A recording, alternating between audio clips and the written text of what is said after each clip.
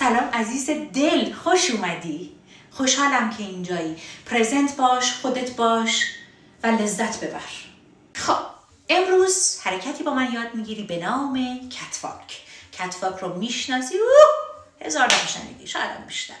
اما امروز به استایل من و تو رقص ایرانی یاد میگیری. چرا؟ چون به اندامت ظرافت میده و شیک میکنه رقص ایرانیت رو. یه ذره با حرکت‌های پای دیگه فرق داره. برو بریم.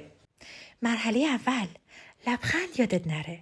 دستات ریلکس، یه بزن به کمرت. بعدم قدم بردار. یه کتواک نرمال با ناز و خرامان. مرحله دوم، دستا به کمر یا ریلکس روی پات باشه. قدم اول رو بر میداری، قدم دوم یه تق رو زمین و با همون پا ادامه میدی و بعد پای بعدی مثل تصویر. تو مرحله سوم مدل کتواک مرحله 2 باقی میمونه، منتها دست به کمرمون و شونه هامون اضافه میشه. یعنی همراه با تقی که روی زمین میزنیم شونه موافق رو هم به همون صورت و همزمان میدیم جلو.